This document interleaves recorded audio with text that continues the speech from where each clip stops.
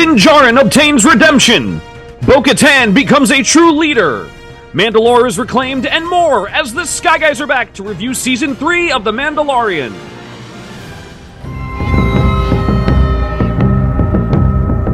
All right, we are back here reviewing the full Season 3 of The Mandalorian. All 8 episodes now out on Disney+. We covered them all individually. Now we're going to sort of wrap a bow on the whole season here. I'm the Sky Guys, one of your hosts, Mike Phillips. Joining me today, as always, the man's voice of your narration every single week, Pete Consadori is here. Pete, how are you? Doing well. Excited to probably have a hot take about this season compared to the rest of you. But excited to hear what your thoughts are. Excited to talk about Mandalorian as a whole. I know we refrained last time we record on trying to speak to the whole season, so I'm glad we can finally wrap it up here. Absolutely. Also here with us today, the new leader of Mandalore, Nick Fraietta, is here. Nick, how are you? Doing great. Excited to talk about the season and to move on and see what comes next. I guess Ahsoka comes next, but to move on into something new. And again, I forget, Mike, when you show the little trinkets off. Whenever you do, I have someone to show. Yep, absolutely. Also here with us today, he's back from Adelphi. He's hanging out at the bar with Carson Tava and the crew. We're getting celebrating the death of Moff Gideon. Mike Brescia is here. Mike, how are you? I'm doing fine, Mike. Glad to be here. I can't believe it. End of season 3. Right, flying by. Looking forward to discuss more about it. Looking to discuss more about the future of Star Wars and what else what else could come about. As you can see, I'm still stuck in Coruscant. When you work for Colonel Tuttle, it's no good. It keeps you late.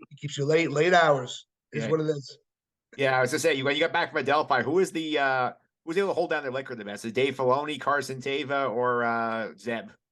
Listen, Dave was holding it down with that cowboy hat in the corner, right? He was chilling hard that night. So I got to see him tonight. Actually, I think we're gonna get a couple of brewskis. So yeah, we'll chill with Dave after the show here. But Pete, people want to subscribe to us here on the Sky Guys. Do so on Apple Podcasts, Google Play, TuneIn, Stitcher, Spotify, Amazon, all your suspects. Simply search for the Sky Guys' favorite podcast platform. Follow us there. And now we're in the off season. We got a lot of fun content. You want to make sure you're hopping on the feed to keep up with it all. Absolutely. You want to make sure you get that exclusive content. So subscribe. Yep. And Nick, if you want to follow us on the social media, how can they do that?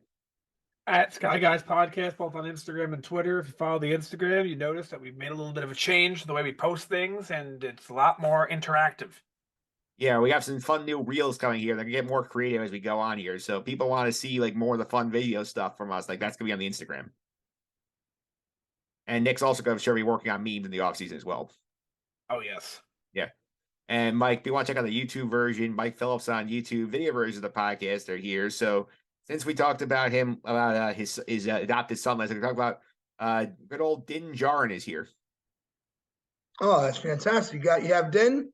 Yeah, I think I have Grogu sitting around somewhere. I got to go get him. Yeah, I believe Nick has a trinket as well. I do. It's a little bit bigger than yours, but it's the Darksaber. Oh, you rebuilt it? That's a lot bigger. Yeah, the Darksaber is here. Yeah, Nick rebuilt it. What's that? You rebuilt it after it got destroyed last week. I have it. So I guess I rule Mandalore now. Yeah.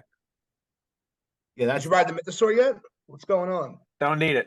Oh, yeah. Yeah, Nick is doing everything he said not to do last week. You don't need the sword to rule Mandalore anymore. Not according to Nick, you still do. Well, I'm not in agreement with the policy, but if the policy's here, might as well take advantage of it. Yeah, absolutely. Here, let's get into the news this week. Obviously, Nick had a little busy week, so I cue the news. They're going to do 2 now, Nick, and 1 later. I think 1's more relevant to the conversation here. So that sound cool with you? Yes, it does. All right, 2 quick hitters here to start us off here. Number 1, Mike, I know you heard about the Rey movie they're doing a couple of years here. The rumors out that John Boyega's Finn is coming back in that movie. Does that get you excited? You know something? At this point, I'm just excited for any opportunities out there to get more Star Wars content, to get more out there. I'd love to see what they do with Finn. Yeah, absolutely. Yeah, Nick, we talked about this last week. I think Finn got a raw deal. That's really episodes 8 and 9, and they nice to see them give him something to do here. That's actually more productive. He is. I agree with you. He did get the raw end of the stick, and I feel bad for him. But this is just proof that everyone has a price. This is the guy who literally swore it off and said, "I'll never work for them again." And they added a zero to his paycheck and he's running back. Yeah. Well, I mean, he said publicly, he said, like, I love the franchise, do not love how it's treated. Yep. And I think he was, to be honest with you, I think he was treated unfairly because of his race, and that's unbelievable in today's day and age. And I find it unbelievable also that he's actually going back. I thought he would stand for it a little bit better and be, but I guess the money, everyone has a price, as I said. All So right. now here's the question though, with John Boyega, I mean, with Finn, what's the timeline look like in terms of this movie? It's all sequels. It's 15 years after Rise of Skywalker.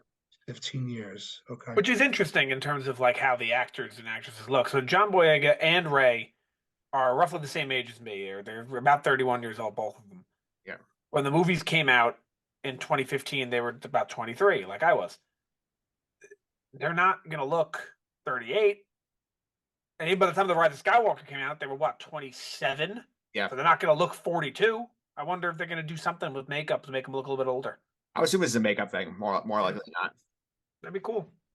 Yeah, and second one here is Dave Filoni was doing some interviews after the end of the Mandalorian season. They were asking him, "Hey, is your movie coming? Is that sort of the end of the Mandalorian here?" And Pete Davidson said, "Nah, Mandalorian can still go on without this here." So I do feel like that they're sort of viewing this as, okay, we're gonna tie up like the big storyline here, and then we can still do more Mando if we want after this and go a different direction here. Do you like that as a concept? No, I think if they're gonna do this, they just end it. I hate when I hate when production companies, I hate when franchises feel the need that they have to continue. Perfect example, in my opinion, is Marvel. They did not have to continue after Endgame. They could have had some stuff that was cool. I think after No Way Home, it was the last Spider-Man, right? Yep. I think after that, I think you work a different angle, don't have phases anymore. I think you just start to overplay your hand. So I don't like the idea because it kind of makes me feel like they'll run into an issue where they don't have any good ideas, or they'll try to start another Mandoverse and just kind of repeat themselves. So we'll see what happens, obviously. But I think that continuing after the wrapping up of the big storyline is probably just not a smart idea. Yeah, and Nick, it's something we talked about last week here, that this is sort of like the Defenders version of, like, we had all the Netflix Marvel shows come together in the Defenders event. It was not that great, the Defenders, and then they sort of kept it going afterwards, and none of them really lasted very long after that for various reasons. I feel like they might sort of run into the issue here with Mando, like, what do we do with him after this movie? Because they still want to make money off this character. I agree. I think it's clear to me they don't have a plan. Yeah. And I think that was the lesson that we thought we learned from the sequels is always have a plan. And we still don't have a plan. Yeah. So looks like we're just setting ourselves up for something that's not good. Now, can't say that with certainty, of course. We need to wait and see and actually watch something. I can't write it off as bad already. For all I know, the movie's fantastic and sets up and ends on a cliffhanger that leads into phase 2 of Mando. We don't know. We'll see. Yeah, we'll certainly see here. Let's get now into season 3, because I'm going to save one piece of news for later on. I feel like it's more relevant here. But Mike, since we last talked to you when you really did the Andor episode of the show, like, what'd you think of the season 3 as a whole? Season 3, to be quite honest with you, there really wasn't too much, I think, going on, right? I don't think they had enough material to make a substantial season. Obviously, there were a lot of great situations that happened. A lot of relationships were developed. We got to see Bo-Katan. We got to see her her story continue and unfold. We got to see Din and Grogu getting closer and closer.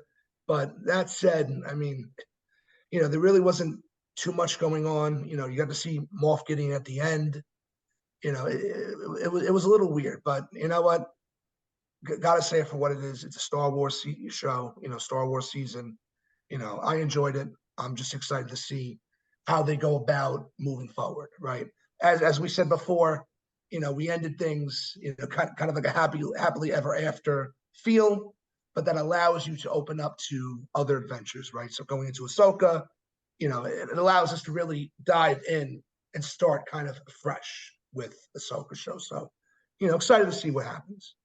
Yeah, Pete, I know you've been the more positive one on this season here. So what do you think generally?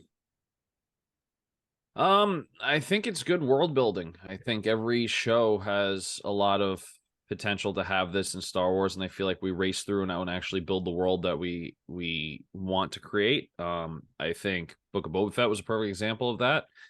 Um, just to kind of dive in a little bit here, I didn't hear anyone complaining about world building in other bigger shows, like maybe Game of Thrones. We were talking about a little off air after the show. Game of Thrones season 1, I think, is a perfect example of going in a lot of directions and introducing a ton of shit and really not knowing where it was going. And in the last 2 episodes, something crazy happens and you kind of set up the rest of the seasons.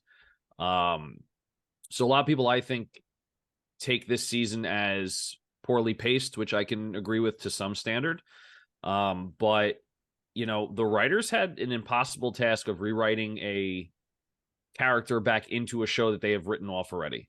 Grogu, or Din Grogu now, was not supposed to be in season 3. Season 3, in my opinion, was supposed to be the Bo-Katan and Din Djarin show, and they kind of had to wrap up a lot of stuff that we had in Book of Boba Fett. They had to explain and kind of throw Grogu into situations that he probably wasn't going to be in anyway. It was very apparent in the season. He just didn't really have much of a role of them being the cute baby Yoda that everyone kind of loved. So I think that this season was maybe not what everyone wanted or expected, but I still think it's a strong season that when we look back, or if someone decides to binge this show from seasons 1 to 7, let's say, I don't think anyone's going to look at this season and go, wow, this was terrible. I think they'll look back and say, okay, this set up a lot. I think I agree with you in the sense. I feel like this is definitely the weakest of the 3 so far, but like there were no like downright god awful episodes in here. I feel like every episode like had its purpose. They did some fun stuff. We took some chances. They did some fun things. I just feel like also there was a version of the story where Grogu's in it, like off doing his own thing with Luke, where he's like pops up here and there, and then like at the end, towards the end of the season, they start coming back together. I feel like that's the version we should have had, but we didn't get for a reason we'll get to later. I agree with that. Yeah. Nick, I know you're the most down on this season, so I'll let you go now. I'm not on the most down. I just think they need to stop doing what they've been doing, which is you build and build and build, and none of it mattered what we built for, because in episode 6, or in this case, episode 7, at the end, I'm going to show you who the real villain is. And it's like, where was he all season? Why was Moff Gideon gone for 6.5 episodes? Why was Cad Bane not in the Boba Fett show until the second to last episode? Why is that a thing that keeps happening in Star Wars shows where we don't even know who we're supposed to hate until the finale? Yeah, that I agree. I think that's definitely, I think, falls more in the pacing category, in my opinion. That like we could sprinkle the villains through more. Yeah, no, absolutely part of the pacing category. I completely agree. Yeah. All right, so now we got some general like thoughts in here. Let's get into the season. I sort of break down our main characters here. So let's talk about the Mando storyline first here, because Mando comes in strong. He comes in with this whole like, I need to redeem myself from like my sins of taking my helmet off. I need to go bathe the living waters of Mandalore and basically start this out here. He gets that done by episode 2. He's fully redeemed at that point. He gets saved by Bo-Katan when he gets captured. He goes back to Mandalore. The guy goes in the backseat for about 4 episodes. He's just hanging out. He saves Navarro. He comes back, and then he has a big role in the finale here. So, Pete, in terms of Mando himself, his storyline, how do you feel about how they handle that? I think the newer storyline was the strongest storyline of the season. I think all of the storylines that we had to wrap up from the Book of Boba Fett, hence trying to, bathe in the wars of Mandalore and all that, I think that was unfortunately the weakest storyline. Like I said, the writers and the showrunners got caught with this almost impossible task. So I I know it's a kind of a cop-out answer, but I think the Mandalorian or Din Djarin's storyline is the weakest and the strongest for the whole season. Yeah. Mike, what do you think about how they handled Din Djarin this season? I mean, to second what Pete said, there were different aspects of his storyline, right? And there were strong points and weak points. I do think that him coming back and getting redeemed, being able to work with Bo-Katan and with everyone to unite the Mandalorians, play an integral role with that. Playing integral role with helping Navarro and and helping towards the end of the season. You know what I mean? Like being part of the finale as he was. I do appreciate what they did, but it's interesting. It's I think about it more of how what Pete said. The writers were put in such a situation. You know what I mean? Trying to create more plot, more story from from something that they were trying to end previously. That's an interesting perspective to think about. Yeah, Nick, how do you feel about the Mando stuff? I think it was bad. I think he took a backseat in his own show, and to a point where we even discussed on this podcast numerous times, is he the main character anymore? And then it turns out he was. I think that was really bad. Yeah, I think my problem with it is just the fact that I think the storyline that we came in with was just so was not a lot of complexity to it. Like we sort of wrapped him up, his main plot going into the season when the log line was like, I'm gonna redeem myself for my transgressions, and he's done with that in fourth way of the season, and we sort of had to put him on pause until the rest of the cast catch up to him, and he could just sort of wait for them to build the story out further. To me, it's a problem, Pete, where he's supposed to be your title character, and he's basically sitting in the back seat watching other people drive the car. I mean, I'm only using the show because I recently finished it. I disagree. Game of Thrones had a lot of seasons where a character took a back seat to build the storyline out, to thresh it out. Now, I'm not going to try and say that The Mandalorian is at the caliber of Game of Thrones writing and all of that. It's not. But I don't mind that Din Djarin's not the main character, and that they have to use other storylines. Now, Nick's 100% right. We had to have the discussion of, do we even see Pedro Pascal in the show moving forward because of everything he's doing, and also just the character itself? Are they writing the character off? He has no purpose.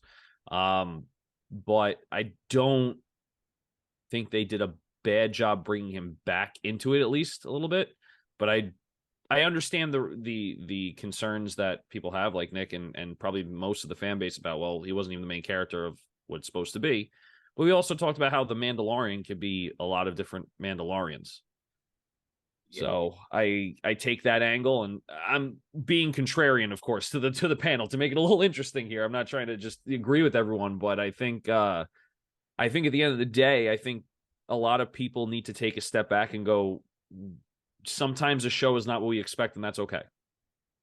Yeah, I think that's certainly a fair point here. Let's go to Grogu now, who we made a big deal to get him back in the mix after season 2. We had a whole separate show, Book of Boba Fett. Oh, we had to undo what we did because he's more popular than I thought he was. So he's back in the mix here. He's basically hanging out with Mando. He saves him in episode 2, and then we get the flashback episode 4 where we learn who saves him. It's our girlfriend Ahmed Best. Kelleran Beck saves him.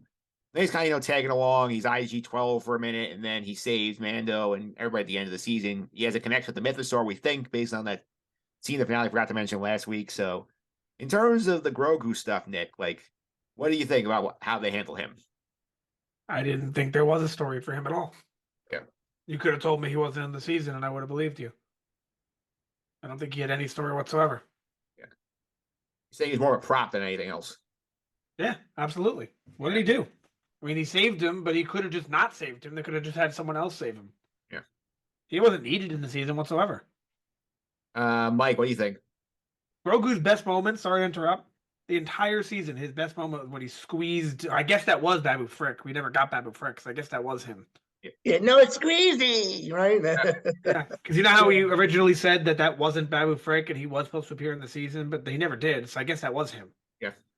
That was like the only good. Yeah, that was supposed to be his species, but not him because he wasn't credited in that episode. Yeah. But he never showed up, so I guess that was him. But that was the only moment that Grogu had all season that was funny. What was even the point of the 11? No. What was even the point of him fighting the other Mandalorian when I remember they had the little showdown. Oh, Axe and Paz. Oh yeah. No. I'm talking about on the beach when he fought the other foundling. Oh, when he fought Ragnar. It was Ragnar. Yeah, there was Ragnar. Oh, okay, yeah. Well, because it doesn't make any sense because Ragnar shoots him once. Grogu shoots him 3 times. Why wouldn't he just shoot twice? Yeah, and can I just say real quick, the production value was a little off. Like watching Grogu doing those flips, it felt a little cheesy. I think that they're I remember that. extremely determined to keep him as a puppet and not use any CGI on him, and it's suffering Yeah, because of that. It looked like points like he threw the puppet in the air almost. Yeah, yeah, that's what it looked like. He was thrown in the air in so many scenes, right? Yeah. I could picture Filoni just like from the background, just like throwing him up here, catch.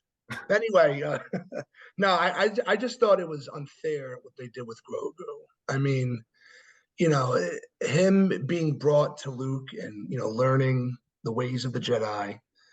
I feel like they could have played that off a lot more and a lot better than they did.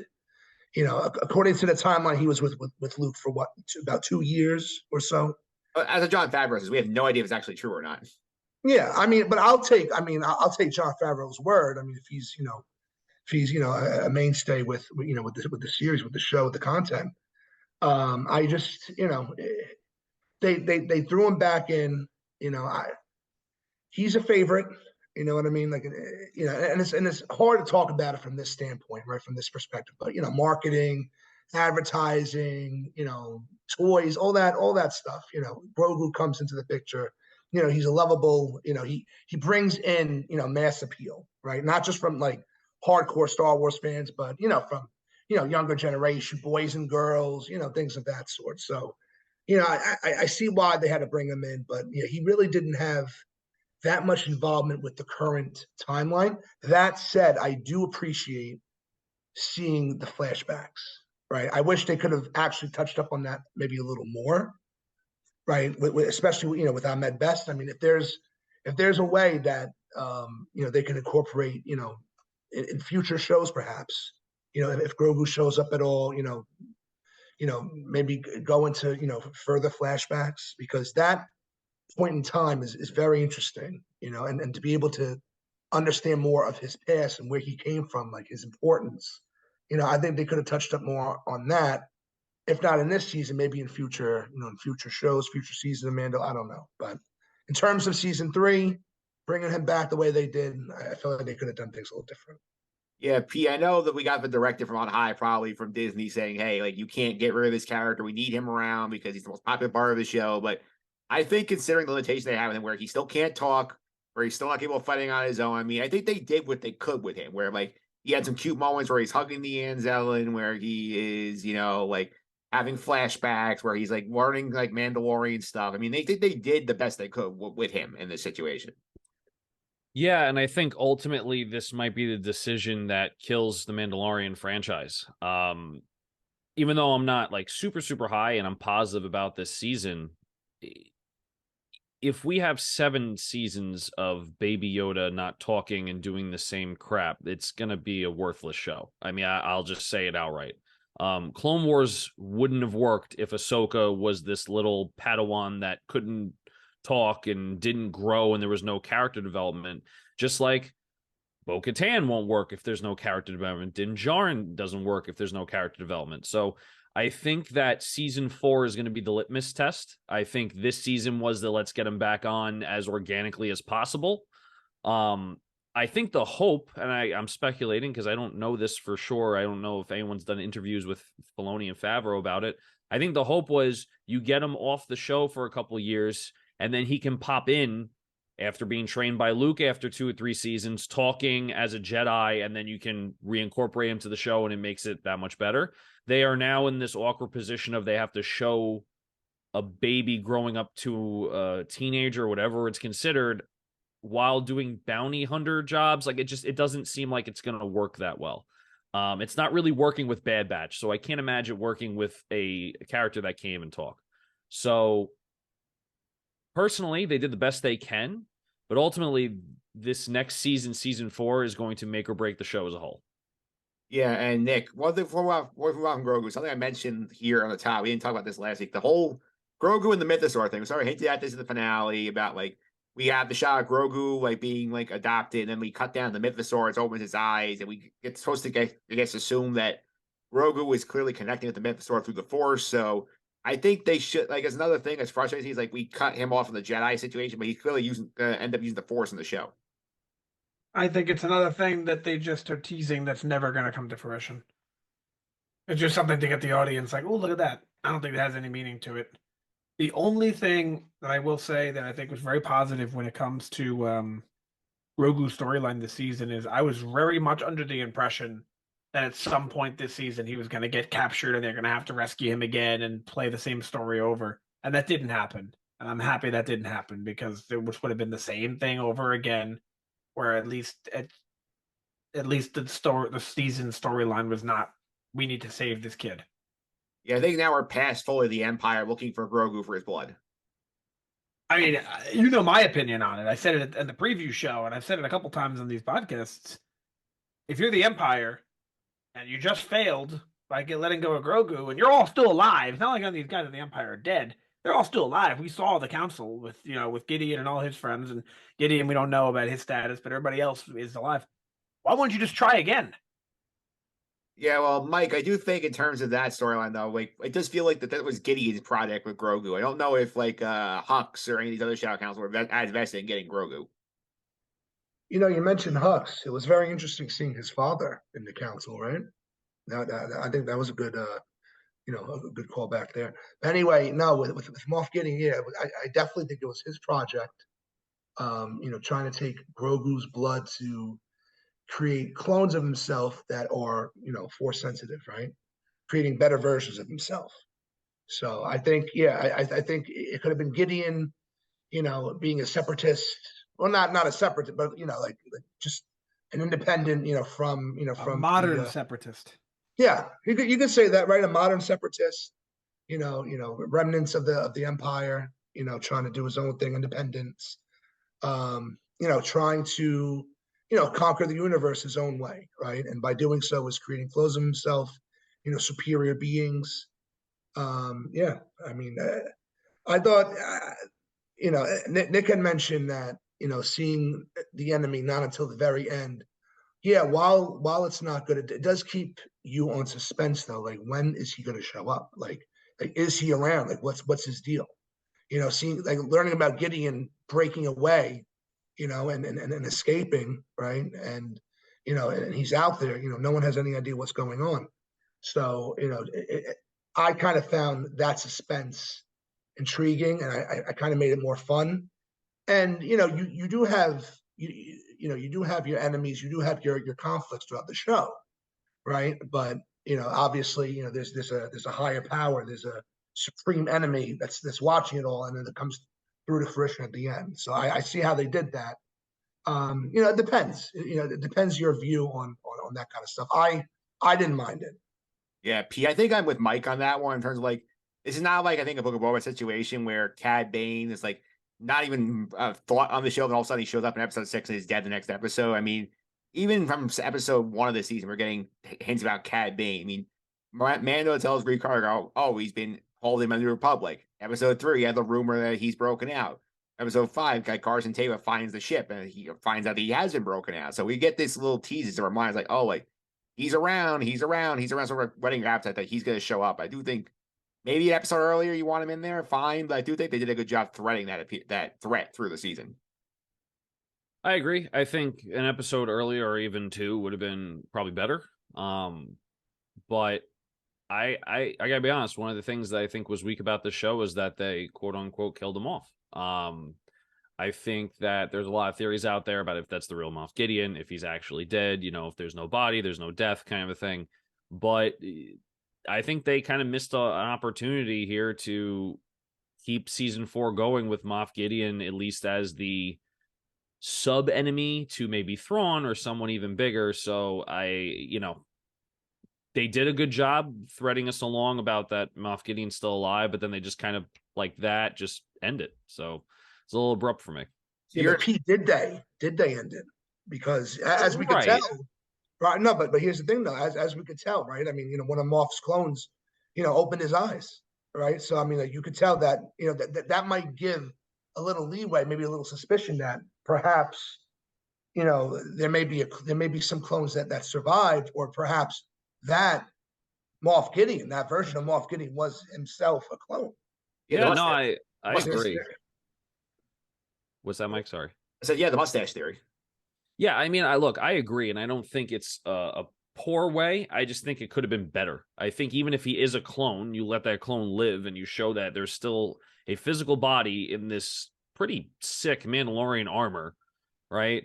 That is still at large, still producing, dark clone, the dark troopers and all that kind of stuff.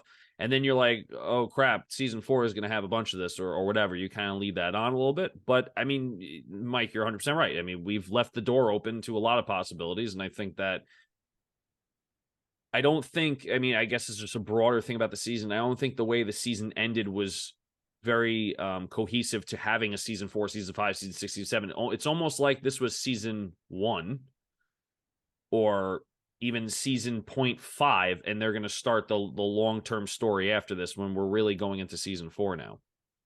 Yeah, speaking of the long-term story, let's go to the character who really had the long story, which is Bo-Katan here, because Nick, we see her show up in the premiere. We notice that she gets the co-starring billing alongside Pedro Pascal. I correctly pointed out, oh, she's gonna be the main character of the season alongside Din, and that was right. And we see that she evolves over the course of the show, where like she's a skeptic and she's like, "Leave me alone. I don't believe in any of this crap." She ends up getting pulled back in to save Mando, gets accepted into the covert, and then sort of gets tasked by the armor to unite the people of Mandalore. And then he does the good job of bringing everybody together. They reclaim the planet. She's the leader of the planet now. What do you think about how Bo-Katan's storyline flowed this season? I think it was a bright side in the story. It was the story. You kind of hit the nail on the head. You just mentioned her whole storyline. So I was going to walk through it, but you just kind of did. She went from I don't want to, or I don't want anything to do with you, to all right, I got to save you, and now I'm unifying everybody, and she did. And it looks like now everyone in Mandalore is unified, and that's the goal, right? Yeah, I think that's definitely the goal here. And Pete, in terms of Bo-Katan, I do think I will discuss a little bit here. She was our most valuable character of the season here for a very good reason. Yeah, I mean, I talked to you about this off air too, and I think this is why the season is not as bad as a lot of people may think. This is a continuation of Clone Wars. Bo-Katan's characterization and character development didn't restart. This is something that we saw through Clone Wars for Bo-Katan. We pretty much see Bo-Katan and Mandalorian probably right where we left off or a little bit after in the Clone Wars, and we're finally seeing her become the leader that she wanted to be without all the materialistic or even all the flair that she was looking for in the Clone Wars. So I think, like Nick said, it's the brightest storyline. It's the best storyline of the season. I think this was what was meant to be the storyline of the season from the get-go. And I really like that. We talked about a little bit too we talked about the last episode of Mandalorian that we don't want to feel like people have to do homework to watch these episodes. I would say no, you have to do your homework. There is a character named Bo-Katan that has been in Star Wars longer than the Mandalorian.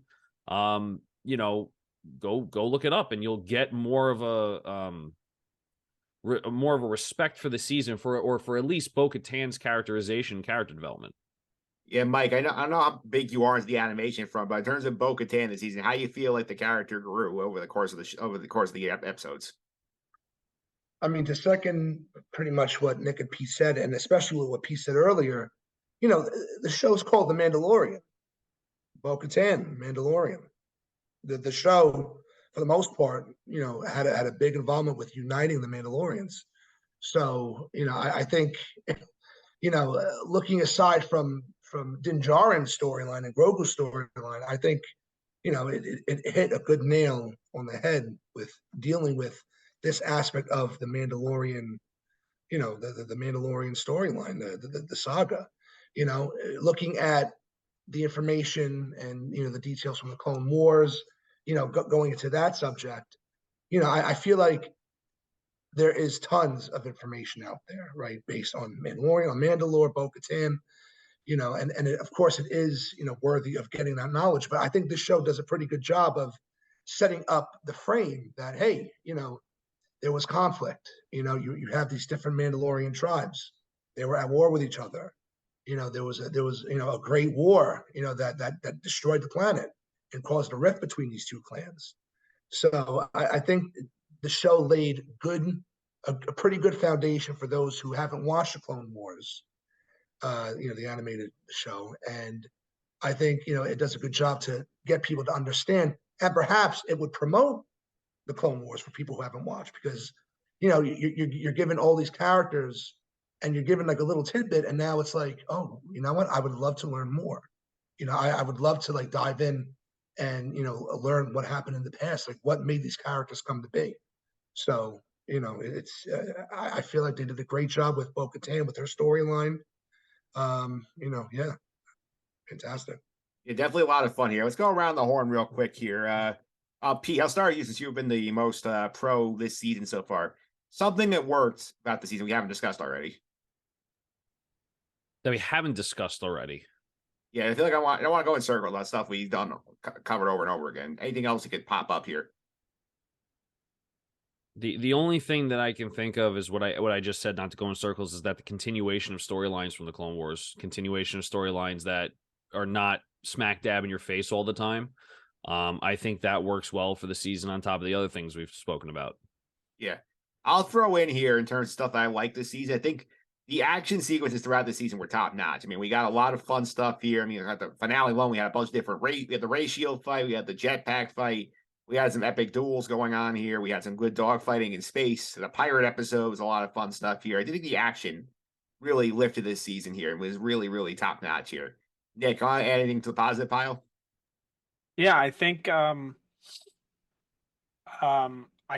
the whole idea behind the Darksaber getting destroyed was a really good idea, and I appreciated that they did that. You don't need a trinket, as we've been calling it the last couple of weeks, to rule Mandalore. You just need to be someone who's respected. You don't need to wear your helmet. You don't need to have a Darksaber. You don't need to ride a mythosaur. You don't need to be born on the planet of Mandalore. To like they have all these arbitrary rules that are just like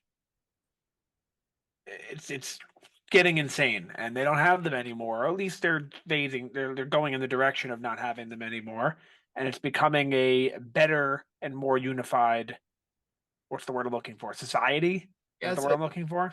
Yep. Society, because of that. Mike, any more pods you want to add before we move on to the other way? Yeah. I'll add, so, a couple of weeks back, I attended the show to discuss the episode on Dr. Pershing, and being able to explore that side of Star Wars, post Empire falling, right? The beginning of the New Republic, and just one episode, kind of taking it back, taking it away from, from the Mando story, just for a little bit, focusing on Dr. Pershing, looking at Coruscant, being able to see how Coruscant, evolved or maybe didn't evolve after the Empire fell and the New Republic took over. I thought that was pretty interesting, and I did appreciate that, because I always wondered, what came about in Coruscant immediately after the timeline of the original trilogy. Yeah, let's take a second to talk about some of the creative choices they made here this season. I think they sort of distinguish this from the first two in terms of this year. I do think there's two episodes I want to spotlight specifically are episode 3, which is the one that Mike was on in terms of the Andor vibes. We spend like most of the episode on Coruscant, and episode 6 where we have the Jack Black Lizzo like side quest episode here. So in terms of the Andor vibe episode, in terms of New Republic stuff here, I do think this was fun. I think it was a good choice. It did serve the overall story, and I did think it was a good job because it got a lot of those Rangers New Republic, I think, sort of plot lines sort of in there and leading through the season. They did a good job by getting that in there. I think it was a good setup here. I really like the New Republic storyline that's in here. I think you're setting up a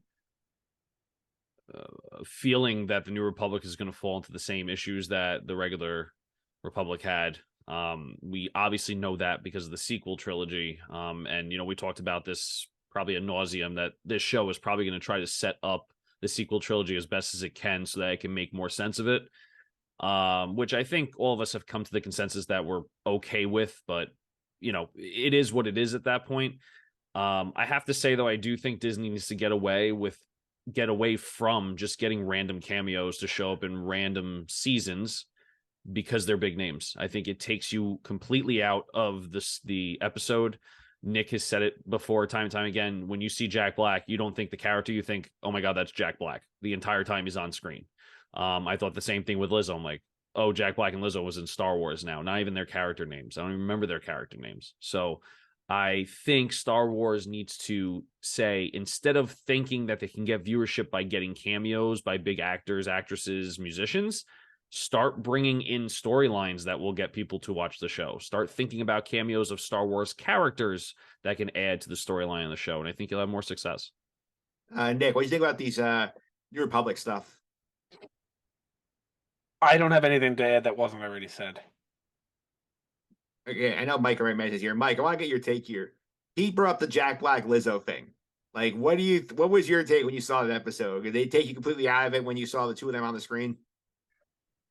I mean, it was funny seeing Jack Black show up in freaking Star Wars. I thought that was hilarious. I mean, it just goes to show, how much Star Wars is loved by, people all over, right? Famous people, celebrities, all across the world. So, I mean, it was entertaining to see. And when I watched, I really tried not looking to see that it was Jack Black. I tried looking, into more of the character and more of the story. You know, Jack Black, you had Lizzo, you had Christopher Lloyd, you know what I mean, which was great. And I do got to say the one thing I did like, even though that episode, it was, a side quest of a side quest, as I know Nick likes to call it that, but I did appreciate callbacks to the prequels, right, to the Separatists. The fact that they had, a character who was old enough to, be around and be a loyalist to the Separatists. I thought that was a pretty cool feature that they brought into the show. Yeah, like if it was just like two actors, Nick, for example, let's say it was not Jack Black, let's say we got two like good character actors to play those sort of roles, and then like Christopher Lloyd, so there is the Separatist guy. Is this episode better received? Yeah, 100%. Yeah. You think the stunt casting is what killed this episode? Absolutely. Yeah. Because I just wish they wouldn't do that. Because like I'm with Pete on that regard. I just think that was not necessary. And like all the was talking about is, oh, Jack Black and Lizzo, not like like the episode. The episode itself is not entirely going to be fixed by that, though, because you mentioned it on that podcast, Mike. The episode was literally video game walk to door. Door is locked. Find key. Spend a half hour finding the key. Here it is. None of that mattered. What's in the door? Yeah. So it didn't really matter who played them, to be honest with you. It was fun though. Yeah, it was a fun adventure. Yeah. I would like to add though, I do think Christopher Lloyd being in it also took it out, because I was like, that's Doc Brown's Back to the Future. So it's not just I had forgot he was in that episode too. It was not just Lizzo and Jack Black. It was also Christopher Lloyd's character. Do they work? Do they not work? I think is up for debate, because I think all of them did fine as actors and actresses, but I can't get over. It's like if you put Daniel Radcliffe in Star Wars, it's just like, why is Harry Potter on my screen, right? It just doesn't work in my opinion. So just wanted to add that in. All right, let's go to the other side real quick. I feel like I think we can all agree here. I think the biggest issue with this season, the pacing and the writing, are we all consensus on that? Yes. Yeah, I'd say so too. But I do have one thing to add on what went wrong.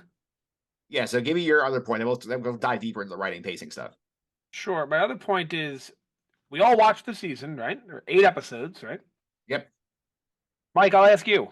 Mike being you, Mike Phillips. Yeah. What was this season about? In one sentence. It was about the Mandalorians reclaiming Mandalore. Yeah? That's what you're going to say? Yeah. Or was it about Din falling in water, giving Bo-Katan the dark, that didn't matter, giving Bo-Katan the Darksaber, didn't matter, finding a Mythosaur underwater, didn't matter, Armorer putting her in charge of helmet versus no helmet, didn't really matter, or just a bunch of things that came up over the course of 7-8 weeks that ended up not mattering? You know what this was? You ever watch one of those horror movies from the 90s or wherever, where when the bad guy or the villain or the killer, whoever it was, dies, they always get that one last scare where they come back and go, and then they die again, right? Right. This entire season was Moff Gideon's last scare. Yeah. That's it. Yeah, so I think that's like, in terms of, you just feel like we went in a giant circle, basically. I think that we just solidified he's dead. Yeah. It was, I mean, we'll see. That theory is out there with the mustache and the clone and all that, but at the end of season 2, not that he died at the end of season 2, but he's gone. He's gone. And now at the end of season 3, where are we? Oh, yeah, he's actually gone. That's all that happened. And Mandalore, of course, was reclaimed. That is true. I'm not going to take that away. Yeah. I think that's certainly a fair point here. Anybody want to rebut before we get to the writing and pacing? I was just going to add, what if, right? What if Moff Gideon, the real Moff Gideon, is actually hiding out with Thrawn? And the Moff Gideon we saw in this whole season was just a clone, right? In his armor, right? I mean, I did like in the council how Thrawn was mentioned, right? So they're trying to allude to that, as we know that he's going to show up in Ahsoka, but giving us a little tidbit that hey, Thrawn is there. Moff Gideon playing out. Oh, I have no idea what Thrawn is. Why is everyone asking? Yeah, we'll see about that. Maybe this will be maybe this will be an ongoing thing where in Boba Fett they killed Cad Bane. In Mandalorian they killed Moff Gideon. Let's say there's a new character introduced in Ahsoka, not Thrawn. Let's say it's the one from the Clone Wars, the girl who bombed the temple. Oh, Varys. Let's say Barriss is killed, and then we get our Mando movie where they all return under the leadership of Thrawn, and then none of them are actually really dead, and they all work together. Yeah, that's a problem. It solidifies the point that nobody dies in Star Wars, though, right? That's right. Except for Obi-Wan. That's right. And I do hear a good point when I argue it. I say no one dies in Star Wars. I don't like how, not only in this individual show, but in other shows, you notice how the lightsaber doesn't kill anymore? Yeah. But a good point that I always hear people say is, well, I mean, it didn't kill Darth Maul, and people don't have a problem with that. Yeah, that's true. That is true.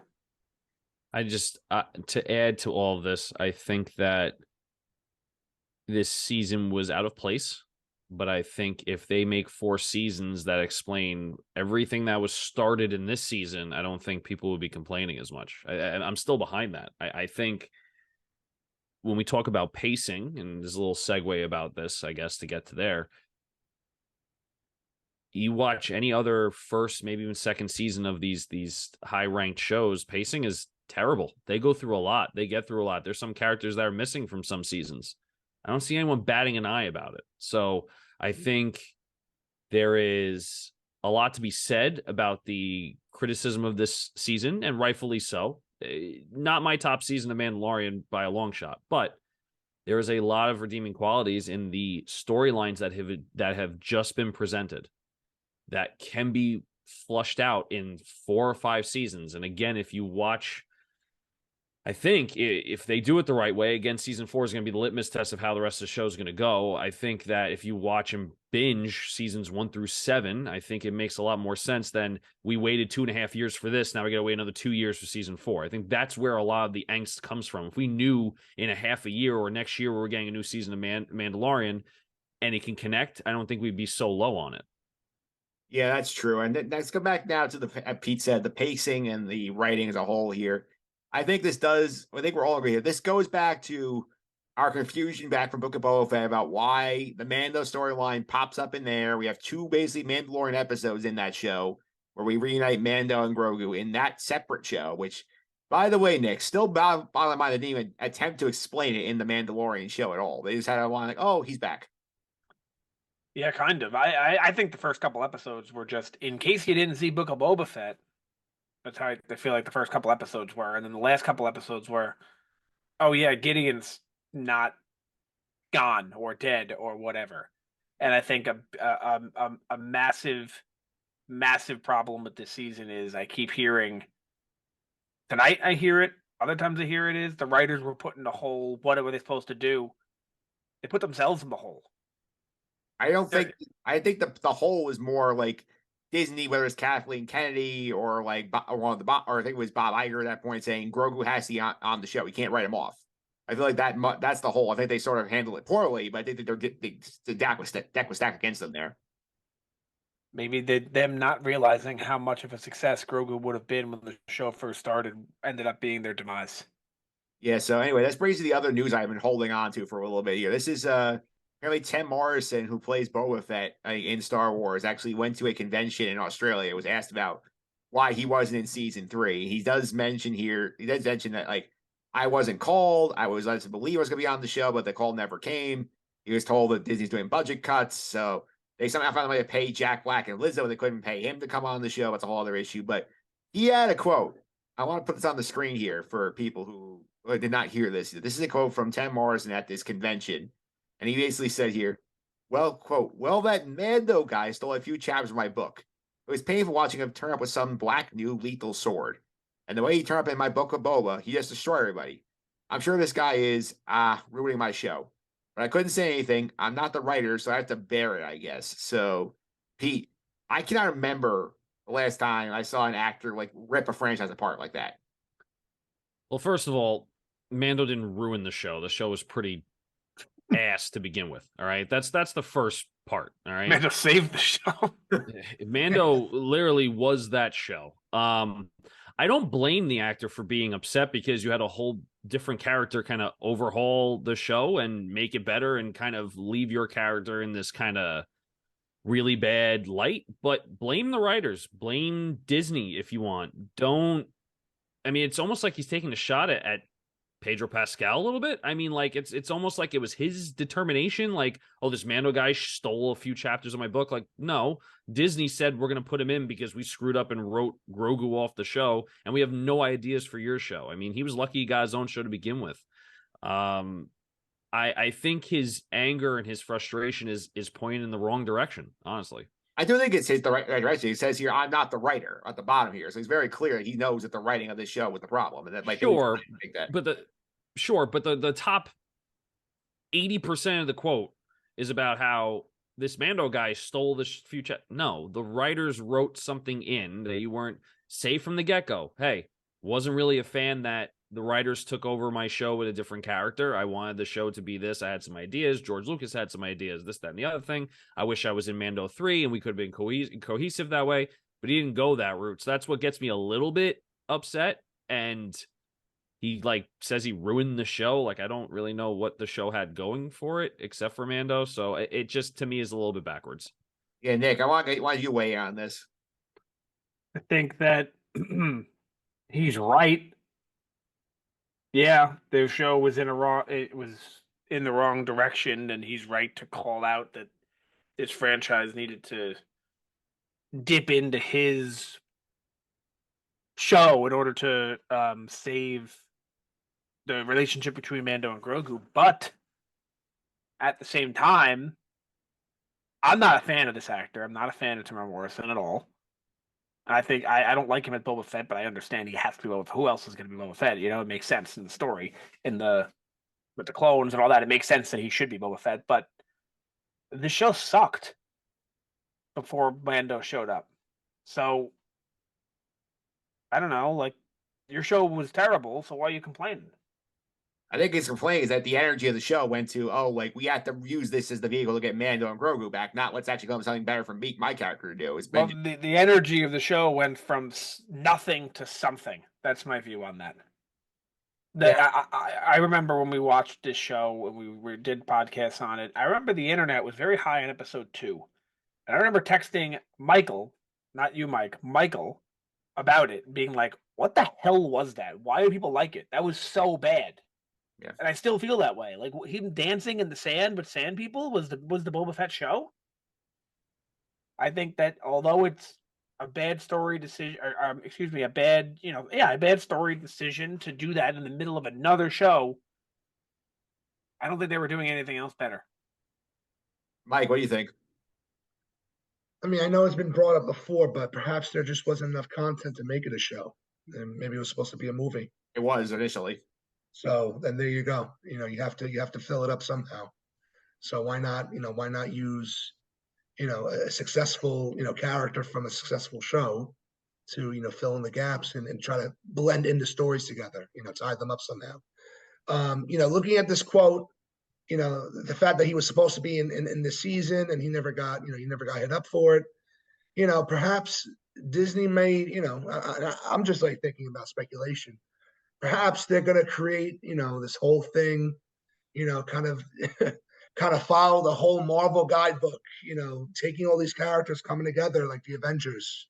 I mean, I could see something like that happening, no problem. I don't know how I feel about it. I may have mixed feelings that they're like that they would copy the same format, but I mean, it would still be pretty cool to see all these characters come back together and join forces to defeat the main bad guy, right? Who looks to be like Thrawn, right? If the Thrawn is the Star Wars version of Thanos, so that's how I see Disney trying to move things forward. Yeah, I think Pete, you want to go chime in? Just one last thing. I didn't see anyone complaining when Boba Fett showed up on The Mandalorian and took a couple, not episodes, but it was like, holy crap, Boba Fett's in the show. No one was talking about The Mandalorian. That was like, oh, Boba Fett's here with Fennec Shan. Like, I didn't see anyone complaining about that. I didn't see Pedro Pascal get on the internet and go, yeah, he kind of stole the show away from me, and he's a cameo, and this was my show, and I don't know. Not to mention, Boba Fett's a bigger character than the Mandalorian in the grand scheme of things. Maybe not in today's day and age, but in the grand scheme of Star Wars, who's a bigger character? Right. So is he complaining that he did that? And so Mandalorian did the same. All right. Mandalorian didn't do the same exact thing, right? It wasn't 3 or 1 episode dedicated to Boba Fett and Mandalorian. However, you got this big name to come in for season 2. Or season 1. I can't remember which season. That was huge name. Didn't have to be in the show. It added the cool factor. Didn't have to be in the show. I didn't see him complaining about that. So just be grateful you got your own show. Be grateful you got asked back into the Star Wars universe. And just deal with the fact that the writers didn't have anything. And, if he keeps doing these kind of quotes, they may not write him into Mandalorian again because they don't want that drama. Yeah, I'll say in his defense, though, I mean, it's a lot different than him being the guest star and working with Pedro Pascal in The Mandalorian. Then, basically 2 episodes he's not in his own show, where, he was in 5 and 6 or combined, 30 seconds out of, an hour and a half. Like that, I feel I get his complaints on Nick. Yeah, but can I just say something, though? Yeah. When you saw Boba show up in season 2, that was awesome. That was sick. So, I am so happy they did that personally. I think that was so cool to see. I think there was so much buildup and seeing Boba at that time, it sparked everybody. It was like, wow, this is freaking crazy. It's so cool. But then I guess, creating the book of Boba, it led to disappointments. Right. I mean, they could have done things better, but just having that wow factor showing up, as a fan, I thought it was worth it. I thought it was awesome seeing him show up in season 2.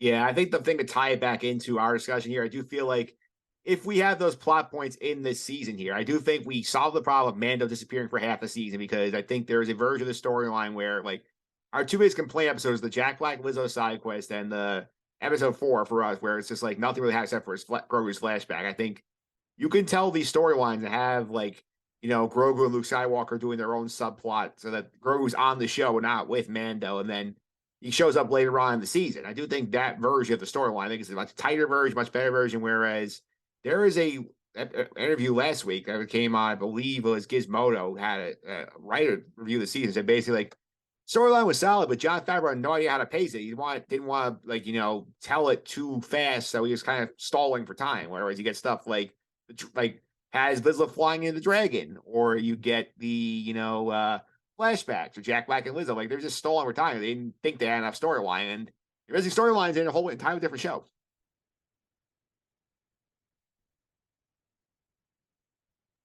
Yeah, I agree. I don't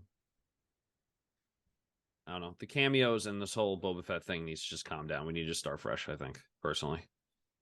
And I do think it's kind of what we did here, Nick. I mean, would you agree that if we have some version of these episodes sort of sprinkled into season 4, season 3, this is a lot better product in terms of pacing and tightness? Sure. But you might lose interest because people are waiting 2.5 years to see Mando without Grogu and don't know where Grogu is, and that's a big selling point to the show. But it all comes back to this whole Tim Morrison thing. It sounds like a broken record, but it all comes down to there wasn't enough content. Why wasn't there enough content? It's supposed to be a movie. Why wasn't it a movie? Because the sequels failed. It sounds like a broken record, but that's it. Yeah. They couldn't go back in theaters because they didn't see it. They didn't think anyone would see it. No one saw a movie about Han Solo. Not seeing a movie. Yeah. You're not going to see a random movie. You have to wait until the time is right to put the movie out, which I think they've done. I think people are excited enough about it, and they've made some good ideas on what these movies could be. That people will go back and see them in the future. but you can't release a movie into the theaters in December 2021 called Boba Fett and expect people to see it. Yeah, I wonder if there's a version of this where they can do a movie on Disney Plus. It's sort of like the Boba Fett backstory, like how did he get out of the Sarlacc pit? Like No way, they don't go over 40 minutes. Now talk about like a Disney Plus movie. Maybe it'll be 40 minutes. It's sort of the Marvel special presentation kind of mold. That'd be Right. interesting. Would be nice to see, but they're not going over 45 minutes. All Would right. be interesting. Yeah. No, Mike, I was just going to say that kind of reminds me of Breaking Bad with El Camino. They made a movie after the show ended just to see what happened to Jesse. So it kind of feels a little similar here. All right. Let's start wrapping up here. Some stuff going on here in terms of we had a interesting situation here with the character draft, Mike. So I know you last time you checked in, there was no action on the board. So here's where we ended up on the character draft. So I want to get your take on this. Did we have a flat-footed tie between me and Nick? Because Nick had Consadori. I asked, well, we do not have a solution on how to break this tie. Do you think that tie should be broken, or should we just roll this over into Ahsoka? Oh, man. I know it's tough. It's tough. I mean, what do you do, right? I mean, what's the consensus? What are the thoughts in terms of how to handle this amongst the three of you guys? What do you guys think? I mean, I'm probably going to lose Ahsoka anyway, but are we talking about Nick and Mike start off with 3? Because that just puts me at a disadvantage. No, I don't think so. No, it's not talking about that. I mean, like that. We're saying this draft is moot. And the next time we go to a Sky Guys outing, maybe a Mets game, you buy the peanuts. And we split Always them. getting screwed Something over like man. that. maybe the Cracker Jack or something.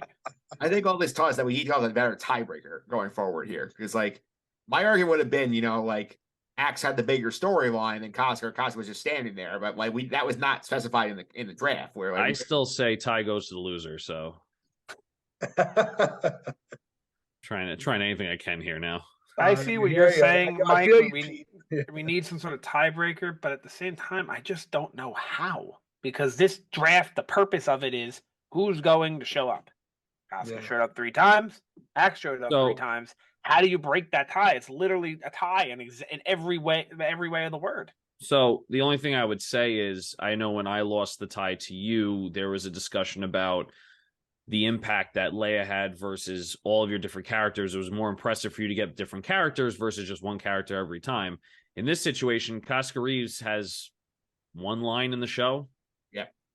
Axe Woves has a much bigger role to play. So I would say the advantage goes to Mike if we're going to go that route with ties, but I'm impartial because I lost anyway. So I'm biased because I lost anyway, so it doesn't really matter. I think the difference is when we had the Kenobi draft, I had 3 people, you had 1 person. Yeah. Not the impact, because Leia had a bigger impact. So if anything, that'd be the opposite. That's fair. But this is 1 person. This is a 14-14 game at the end of overtime. Yeah. They might have to call this a tie, and like maybe on impact, I'll make the draft order for Ahsoka. Unless you give tie to the person who's won the most, almost like a tiebreaker, but you can make the draft order. I think that's fair. Yeah, so we'll call this a win. Then the Cad Bane Funko Pop goes back up for grabs in Ahsoka. No. Ahsoka Funko Pop goes up for grabs for Ahsoka. We decided on that. All right, so we'll put that to the side here. Next thing I want to do here is go to the final version of the MVP LAP board for the season here. This is what we came up with after 8 episodes of the show. So here is where we stood on this. I mean, we don't have to explain Dr. Twilight because Mike was there when the call was made. So Bo-Katan was on top at +7, Mando in second at +5, Grogu was in third at +3, then +2s are Moff Gideon, Elliot King, Carson Teva, Kelvin Beck, and Axe Woves are both +1s. The -1s, Peli Motto, Dr. Pershing, Dr. Twi'lek, The Empire, Paz Vizsla, and Nick. You want to explain the first mouse droid to Brescia? Yes, it was in the finale. I don't know if you remember the mouse droid who came to R5 and had his sirens on. Oh yeah, of course I do. So I gave him the LVP Great. because he had his sirens on. He's like, "Oh, I found him! I found him!" Then he goes off to go get help. Right? Yeah. He comes back with just more mouse droids. He didn't get any like anyone in the Empire. Like, hey, there's someone here doing something, hacking our system. He just got more mouse droids. And then they get all burned up when R5 left anyway. Yeah. So why wouldn't he go get a person who could be like, "Hey, droid," and pick the droid up or whatever, do something? Yeah, I don't know. I think they added that for comedy reasons, right? I mean, it doesn't seem so practical to me. But yeah, I hear you on that one, Nick. Yeah. So then Vane and Commissioner Hellgate -2, the Praetorian Guard -3, New Republic -4, and the Armorer -5, bringing up the rear here. Anything you want to adjust, guys? Who did Mike when Michael was on? Who was his LVP? Is LVP? Yeah, because I thought he had a funny one. You gave it to Pershing. Oh, wasn't a funny one because he had a funny one in Boba Fett. I know he gave to that he gave it to that towel rat. Yeah. Oh yeah, right. Yeah. Yeah, but I forgot which one of the huts it was, but just using that poor animal to wipe out all the sweat and everything, yeah, miserable. No, nobody wants to be that. Yeah, I just realized I forgot to put Grief Karga on the board, but he is on here also, Mike, because like I dinged him episode 7 for not bringing the right size wine to the Mandalorians. Got it. Okay. Anybody you feel is missing or is up a point, down a point? What do you guys think? I like the list. I mean, just by looking at it, I think from an MVP standing, I think Bo-Katan definitely, comes out, victorious. A lot in her favor. A lot of development for her storyline, a lot of continued development from, Clone Wars, kind of, putting that to an end, in the perspective of she was able to, kind of fulfill, destiny at that point, uniting Mandos together, taking back over Mandalore. The Armorer, that's interesting as like the winner of the LVP. What's the reasoning with that? Like, what's everyone's take on the Armorer in terms of this? I mean, just Nick. The Armorer, where does she get off? Literally, she's the one who's all for the wear your helmet, follow the rules. This guy comes to you with a darksaber and you say you're not a Mandalorian anymore. I know that was in the other show, but what? You're not a Mandalorian anymore. I'm holding the saber, not you. Like, who is this lady? She makes armor. Do you think she's in charge? yeah, Something's up with her, and I'm not. And I've been saying it for a while. It didn't happen this season. I still believe it will. It's not a coincidence that she has mole horns on her helmet. Yeah, it's not a coincidence that she's always. Why did she all of a sudden change her mind? And it goes helmet, helmet, helmet, bathe. You know what, Bo-Katan? You don't have to wear your helmet. Yeah. No. Something's up. I don't like her, and I don't like. I especially don't like what she said in Boba Fett when she said that you're not a Mandalorian anymore. I just like, to me, I was just like, how do you not look her right in the eye and go, what? Yeah. Who are you? Yeah. I think for me, I think the New Republic should be tied with the Armor because New Republic was god awful this season, Pete. I'm fine with that too. I agree. Yeah. Yeah. I think when you look at this list, you look at the top 3, you look at the bottom 3. Does it make sense? Are those the 3 best characters? Are those the 3 worst characters? And I think yes. Yeah, I personally think the Armor should be up because I don't think the Armor was a bad character. I just don't think we like what she was doing. I mean, Moff Gideon's a bad guy and he's at a +2. I think that the Armorer is, like Dick said, there's something up her sleeve. I don't think she's just being a baby and going, well, you're not a Mandalorian more. I think there's a lot more that meets the eye to the Armorer, not like she's a transformer, but I think that she's just a good villain and we just don't know she's a villain yet. So I think that's why she's down at -5, but I think she should actually be in the positives. Yeah, I think the New Republic is, the problem here, Mike. I think that we've seen throughout the season, they suck. Yeah. Yeah. I mean, you really get a chance to see, all the drawbacks of the New Republic, all of the false promises to, make things great, turn the tide. It's kind of like the Empire in disguise in certain ways. It's hard to, come out from, what you've known for so long and trying to change the government from within. There's a lot of relation with what's going on nowadays, but in real life. But yeah, it's just showing how how much harder it is to really try to change and make a difference. And seeing all the drawbacks, all the issues with the New Republic, yeah, it's not looking good for them. Yeah, I remember back in our episode we talked about when we saw the guy with the monocle, like coming out of the TED Talk. He's like, "Oh, Empire, Republic, who cares?" It's sort of like told you we're supposed to get dunked on this show. Yeah, it's the ignorance, right? It just goes to show how much ignorance there is out there. Yeah. So it's very interesting. Yeah, Nick, they clearly set you up for why the Republic's gonna fail. Yeah, it's the Empire with a fresh coat of paint. I've been saying that for a while.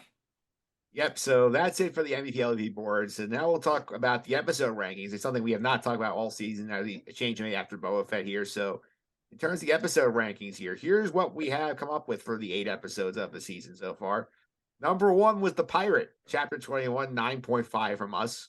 A tie for 2, The Spies in the Return. The last episode's got straight 9s. 4th place, The Convert, Chapter 19. That was the episode where the Pershing episode, 8.25. The premiere was in 5th, 7.33. Chapter 18, The Mines of Mandalore, 7.112. That one I think went low because I think Sandra Rosa tanked it and her grade you get a 5. We were all higher on it. Chapters 22, Guns for Hire, was a straight 7. That was number 7 here. That's Jack Black Lizzo episode. And in last, Nick, Chapter 20, The Foundling. This is the Grogu Paz Vizsla flying into the mouth of the dragon episode. Now, you know how I feel about that one. Yeah, you have these at the bottom. Yeah, no, that one wasn't a good episode. I'm fine with that. I'm actually surprised it's higher than or lower than the Jack Black one, but yeah, P, how you feel about the list? I mean, personally, I think this gives a lot of proof to why I think this season's a lot better than people give credit to. I mean, the lowest episode we have is a 6.5, and lowest for Book of Boba Fett was like a 2 or a 3 collectively. Yeah. Something like that. So I mean, 6 above a 5, above, it's what do we say? 5 is an average score, right? Above average. So if everything is clearing above average all the way up to a 9.5, I think it just shows that season 3, episode by episode wise, is pretty strong. As a whole, it has its problems, but I think it makes a good case for why I think this season's stronger than people are giving record to. Yeah, Nick, my argument to people be like, if you think this season is bad, go back and watch Book of Boba Fett in its entirety. Like, watch those first 4 episodes and stop, and then tell us, that this season is bad.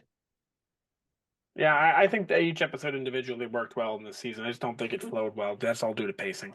Yeah, that's all due to monetary decisions. Yes. All right, so last but not least here, season 4.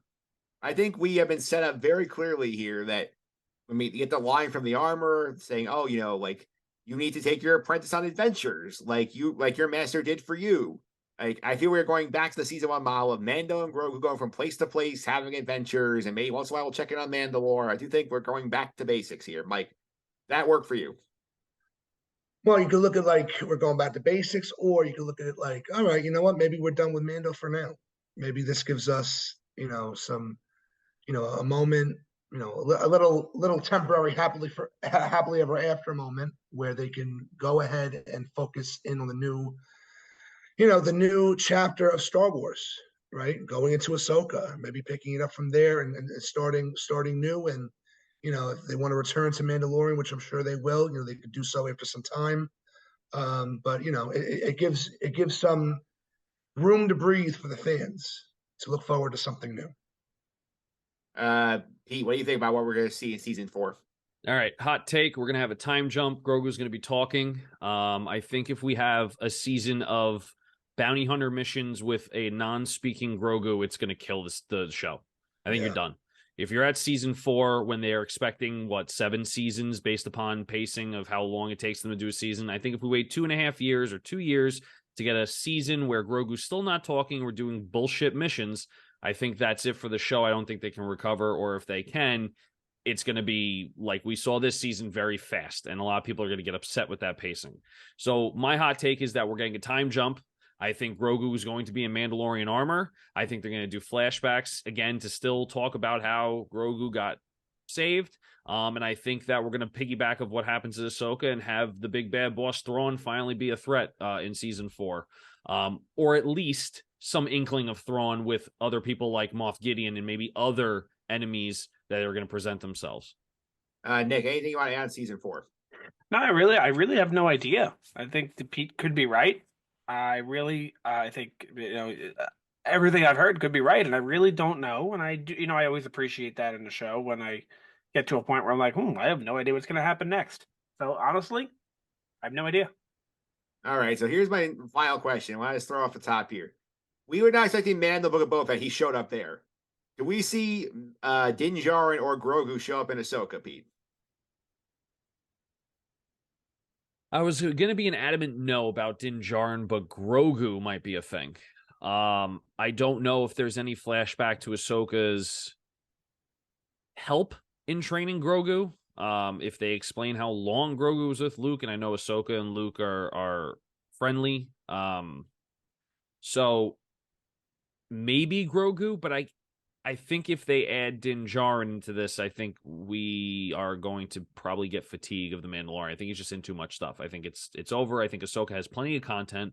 I think they're going to have plenty of Rebels cameos, and there's going to be plenty of story to tell after Rebels that still need to be told. But Grogu may make an appearance because Grogu's a moneymaker for them. So unfortunately, we may just see Din Grogu appear a bunch. Nick, what do you think? You think we see either of these characters in Ahsoka? My hunch is no, but honestly, if let's say it happens in episode 4 of Ahsoka, we come on this podcast, episode 4, would you be shocked? No. Not me either, but my guess is no.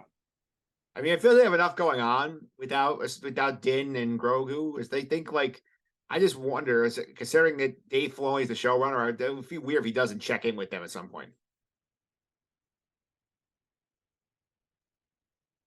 Yeah, they'll show up. I think they'll show up. Yeah, I think so. Yeah, they'll come in at some point, to help out. I think, perhaps with Ahsoka, I don't want to, compare with Marvel, right? But once again, if they go down the same format, right, the same rule book, Ahsoka could be like, it could be like Captain America, or or whatever, and you start to have some recurring characters show up, and eventually you might get the whole Star Wars Avengers movie going after Thrawn, the big bad guy, the main bad guy. I could see it coming through together. So that's my take. All right, so that's it for us this week here. Next week, Nick, we're going to double back to the Bad Batch and sort of do this wrap-up show for that season here. So been a while since we talked about them. I do think it was nice to get a real break from them as well.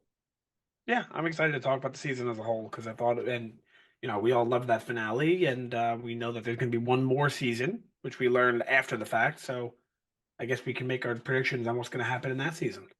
Absolutely here. So I thank you guys for coming on here. Mike, thanks again for hopping on here. And it's always fun when you come on the end of the season for these live action shows. People want to find on social media, how can they do that? Well, you can find me Instagram, Twitter at Brescianator, BRESCIANATOR. And I just want to say that it's always a pleasure jumping on. Love talking about Star Wars. Just despite what happens, right? All the good and the bad with all this, all this new content coming out. It's just great that Star Wars is continuing on being as strong as it is. And we can enjoy it in the long run, and I can enjoy it with you guys as well as with all the fans. So appreciate it. Thanks again. As your Pete, people want to follow on social media, how can they do that?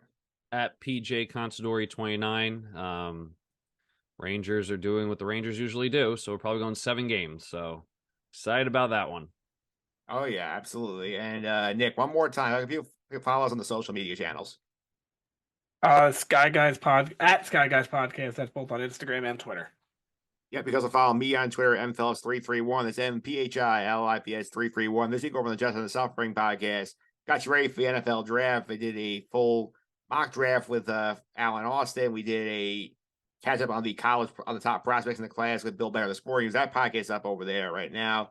That's it for us this week. Next week, we'll be back. Episode's going to be coming out on May 4th. We're going to do the Bad Batch Season 2 full review podcast. But until then, guys, may the force be with you.